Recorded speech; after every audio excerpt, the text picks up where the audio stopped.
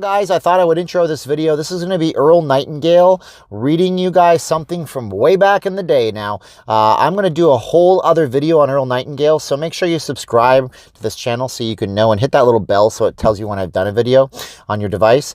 But I'm going to do a whole video on him, but if he's talking, I'm going to give you some background real fast. If you guys hear things like $5,000 and $4,000, that doesn't sound very impressive in 2018 money. But it's actually translates with inflation to about $30,000 to $50,000. 4,000 is 30,000. 6,000 is like $50,000. So if you're looking at the numbers he's quoting in this video, that's what that is. I'm not going to talk for long. Let's get to the video. This is Earl Nightingale talking about what differentiates people from success and how you can change your life. Listen to this daily if you have to. Give me a like and show me some love in the comments, and subscribe to the channel because I do videos almost every single day. Thanks, guys. Bye-bye.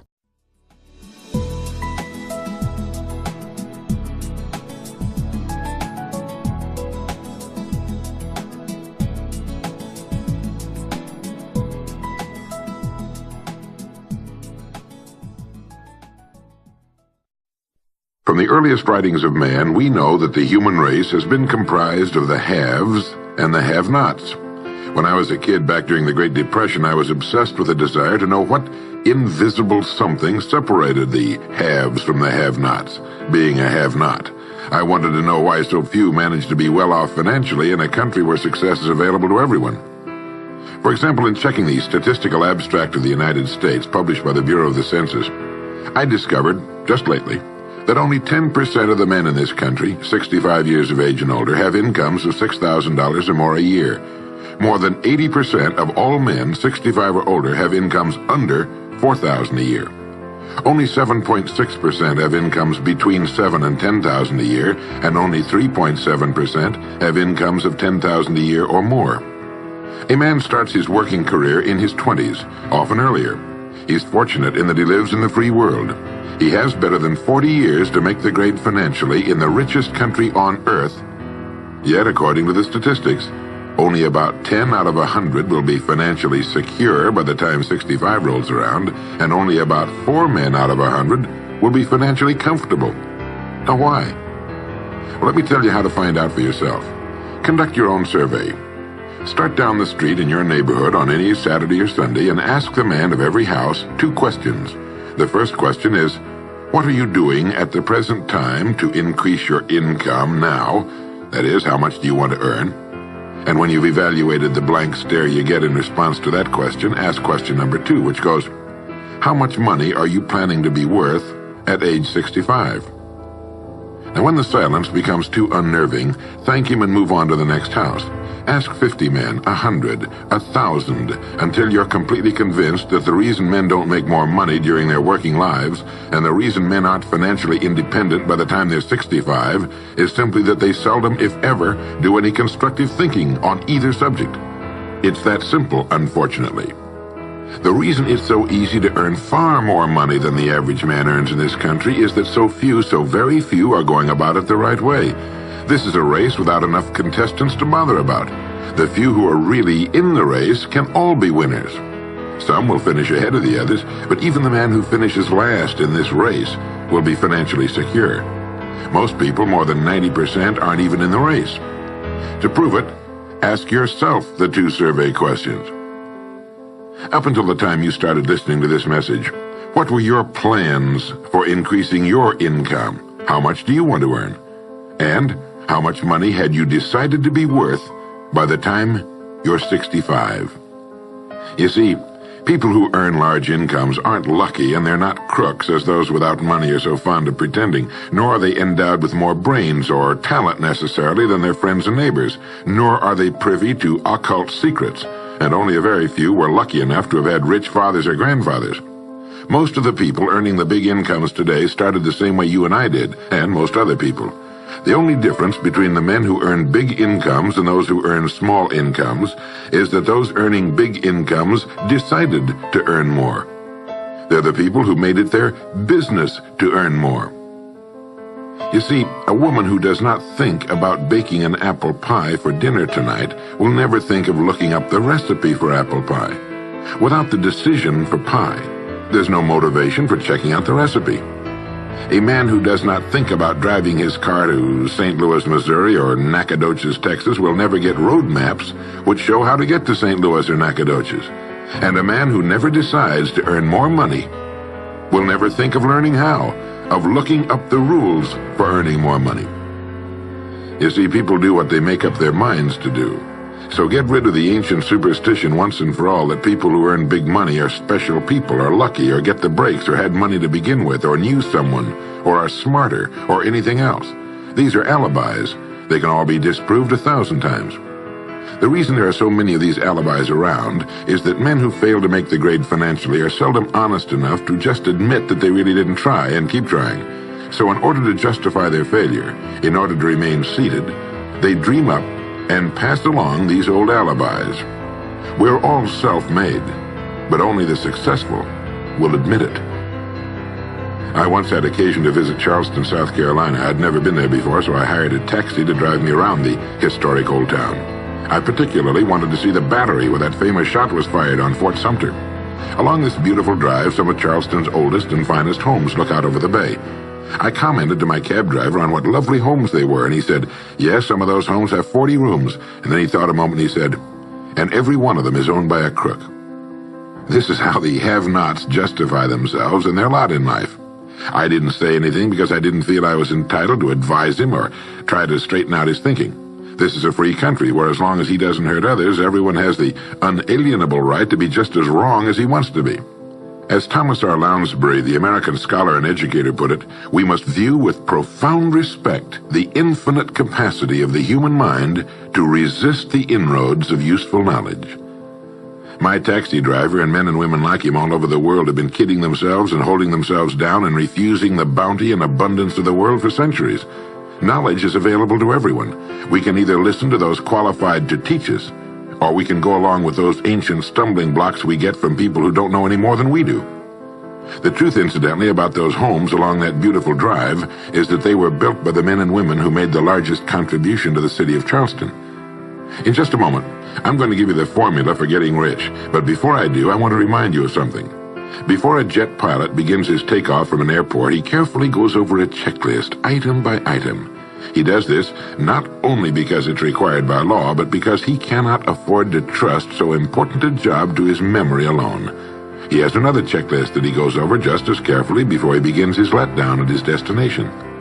He does this without fail every time he takes off and every time he lands. Well, I think living successfully is as important as flying an airplane. And because of this, I think each of us needs a checklist too. And that's why there's one included with this cassette. We need a checklist to go over item by item before we take off in the morning and before we drop off to sleep every night.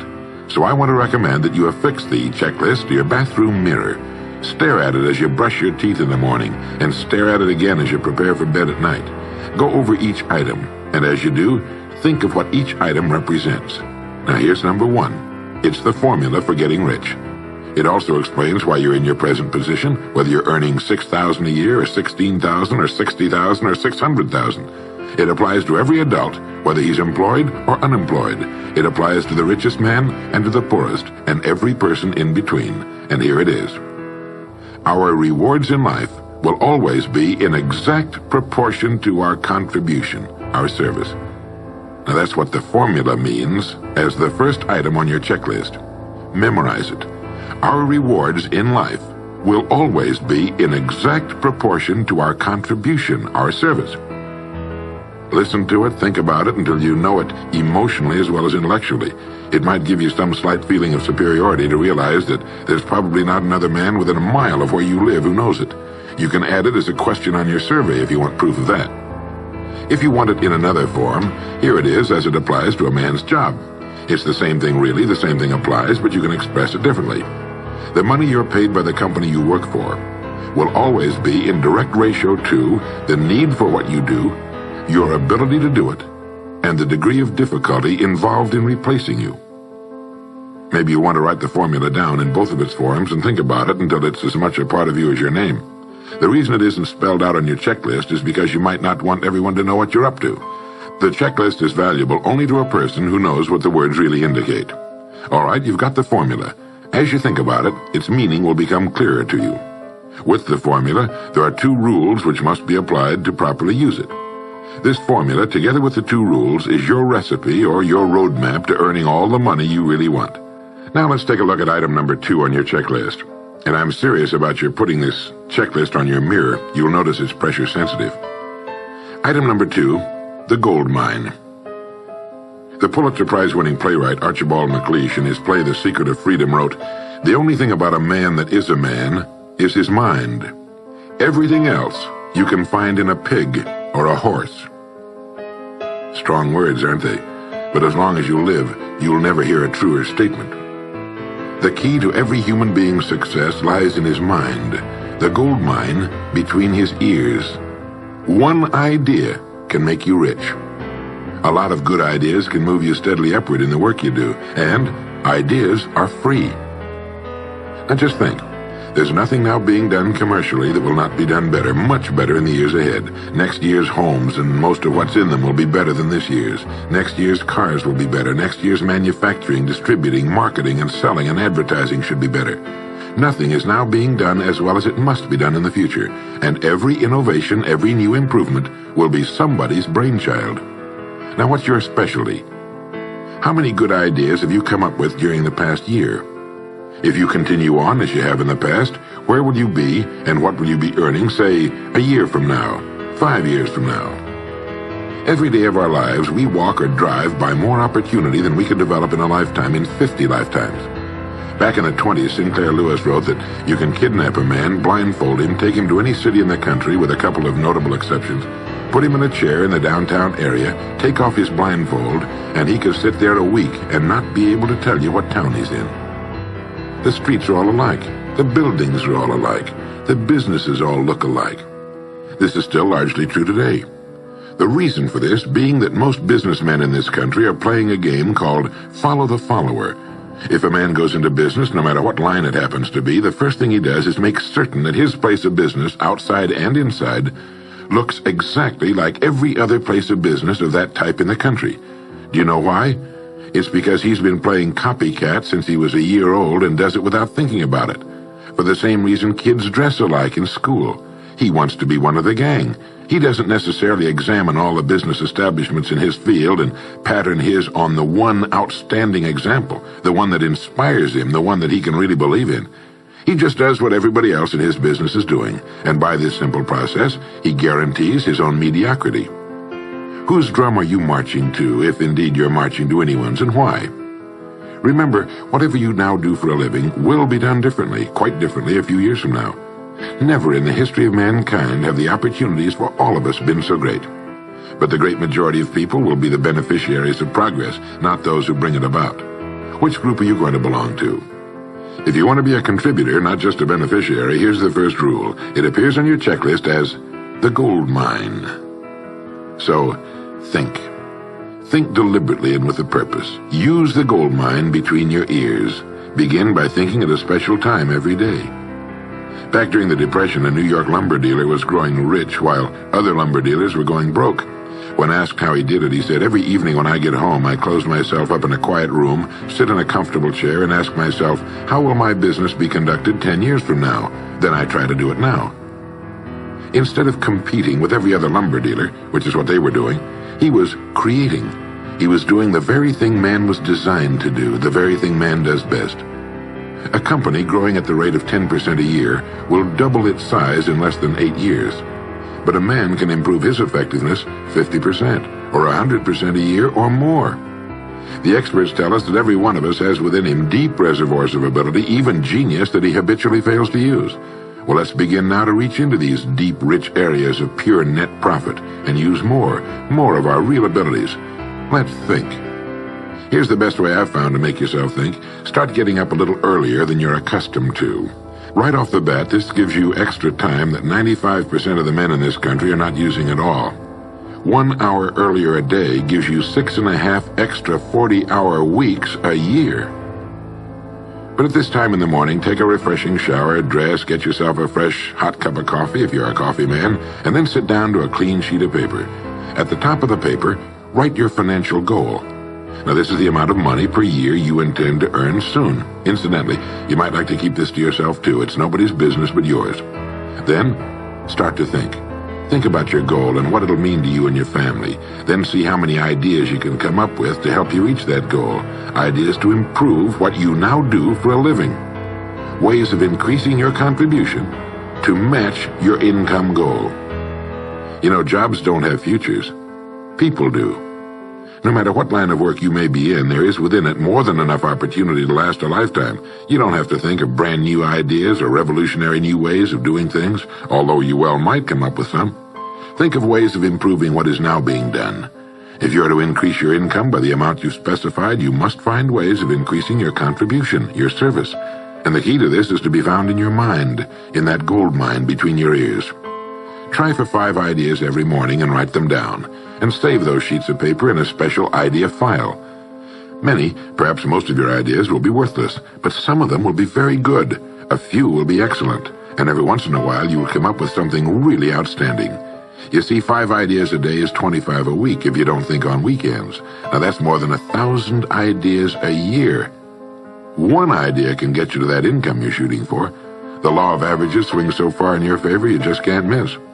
Try to develop a sense of expectancy. That is, try to hold the feeling that the goal you're shooting for is a sure thing, and that it's only a matter of time before it's realized. You know, Henry Ford didn't start making cars until he was 45. A friend of mine started a new company at 65. He's still going strong, and his new company has sales of better than $300 million a year. It's almost never too late. Try not to think of things outside of your own line of work or whatever it is you're most interested in.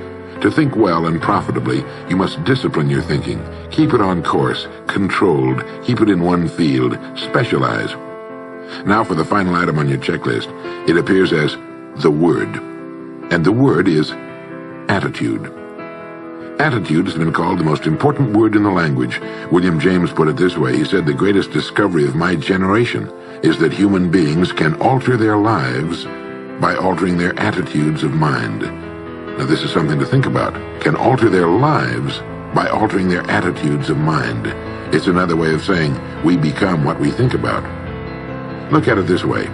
Your total environment, if you've been an adult for any appreciable period of time, your total environment is a reflection of you as a person.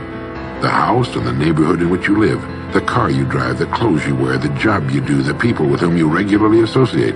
Your total environment is an exact and merciless mirror of you as a human being.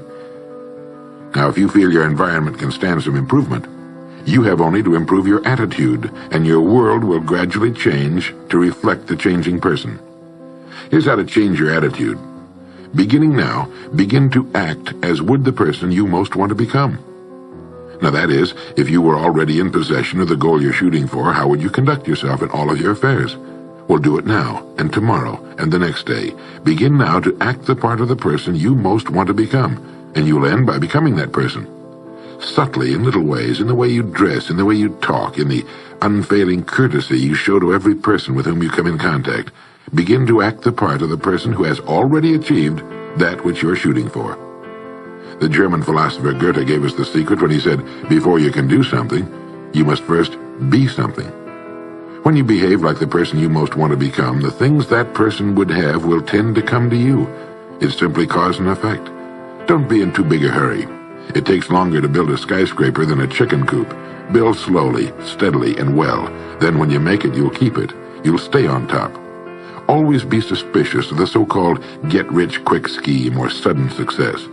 Never forget that word, attitude. It's your attitude toward the people with whom you come in contact that will determine their attitudes toward you.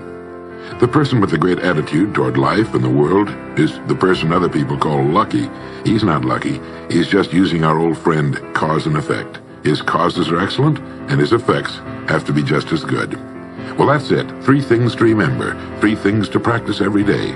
If you spent 16 hours a day, 7 days a week practicing your golf swing, in a relatively short time you'd have a grooved, beautiful swing like the pros. So practice your new attitude every day, every waking hour. Practice thinking a few minutes every morning, and you'll find yourself thinking all day long. And remember the formula. Our rewards in life will always be in exact proportion to our contribution, our service. Go over the ideas in this message every day until they're as much a part of you as your name and your temporary address. You'll notice that each time you listen, you'll hear something new. You'll get a new idea you failed to get before. This is Earl Nightingale, and thank you.